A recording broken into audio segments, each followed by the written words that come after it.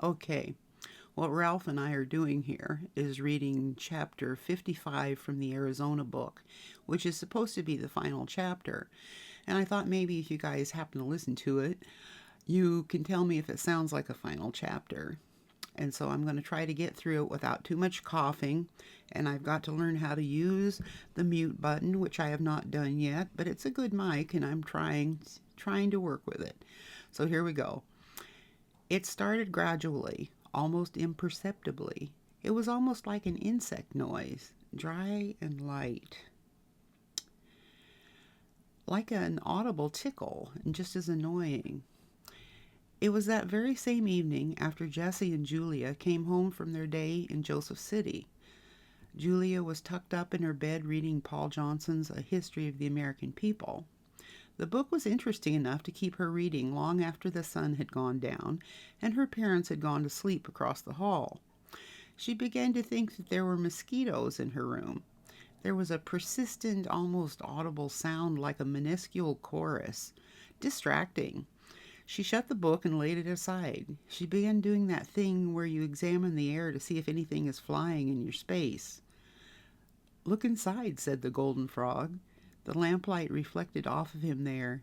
He had left his greenhouse and was near the edge of the dresser top. "Usually the most annoying stuff is on the inside," he continued.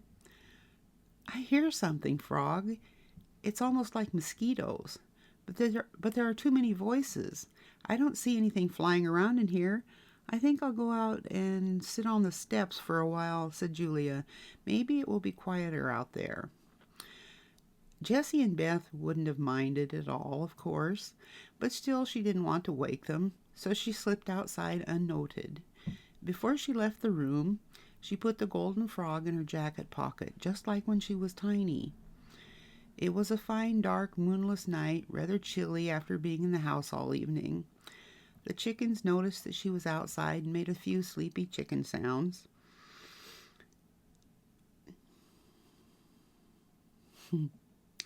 The wind was blowing, but not hard.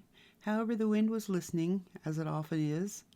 The golden frog sat on her blue jean knee, as he always had when she wanted to talk, but not to her parents.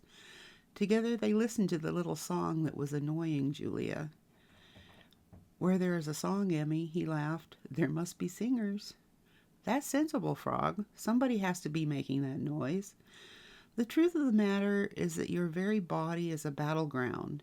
It is the property of Creator, but a force of will-o-wisps, nitty-naughties, grimkins, or whatever, have set up camp there and are singing in your blood. They will drive you mad if they can, and break your heart by any means that they can." "We must defeat them," insisted Frog. "We must outsing them." "You've given me a lot to believe, and I wouldn't know where to start," said Julia. "Many voices are needed," said Frog. The wind heard his words and went flying. "Oh, Golden Frog, you've never told me wrong, but this one is very hard," said Julia. "I can't bear the buzzing song. It would drive me mad, I think. But I feel so helpless, and here I am discussing an invisible problem with a talking gold nugget. I do feel foolish." Julia was near tears. It was around midnight, and no one knew where she was. A time of flux. Julia felt suddenly as if she didn't know where she was, either. It was dark, yes, nighttime, but somehow something was shifted. Her familiar world felt just almost out of reach, out at her fingertips. But as the familiar became weaker and smaller and further away in that small area of her true world, a pair of shining yellow eyes appeared. The confusing darkness retreated, and she was back on the steps, gold nugget clutched in her right hand, facing the great tawny cat. "So, Julia, who am I to you? What is my name?" rumbled the cat. "Dina!" The word Dina kept coming to my mind over and over, and it became a name. "Does Dina suit you, oh great cat?" Julia said hopefully. She felt a great calling to embrace the mighty being, but did not dare. Yes, I like that name. My first own name. Thank you, Julia. And she came near and leaned on Julia's shoulder as any cat does and purred for a while. They just sat in peace, as one does with a cat. Then Dina spoke. The wind tells me that you have need of a singing. The wind is mischievous, but not a liar. He told me why also. This is serious, Julia. To whom much is given, from whom much can be taken away, if we are lax. That golden voice in your hand is right. We must fight it by true singing. We must call the mightiest singer of all. Walk out in the desert just a little way with me, and he will come. The wind talks to him also. So Dina, the great cat, and the tall black-haired Julia walked together a few hundred yards out into the dry, brushy, and stony desert land behind the little old blue mobile home.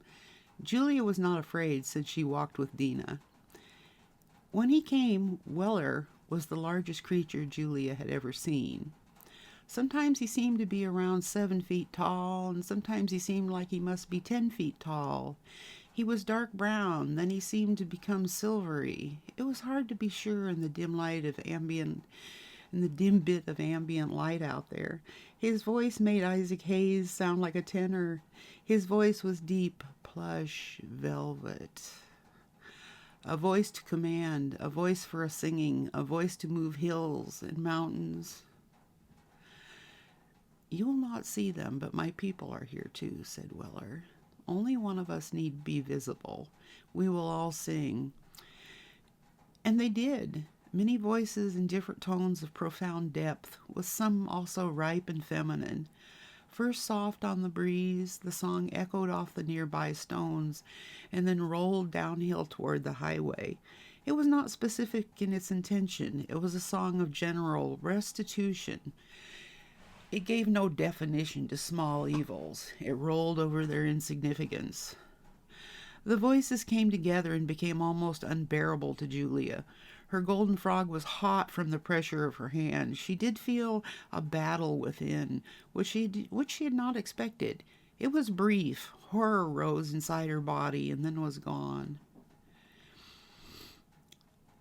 Over and over the song washed. She felt it surge each time, and each wave filled her heart with more joy until she could hardly contain it.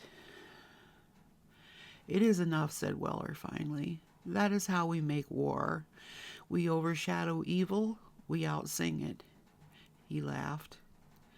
We'll leave you now, Julia, and you, oh great cat, and then he was gone. All of that noise is gone, Dina, Julia said on the way back to the steps and home. I'm quiet inside again.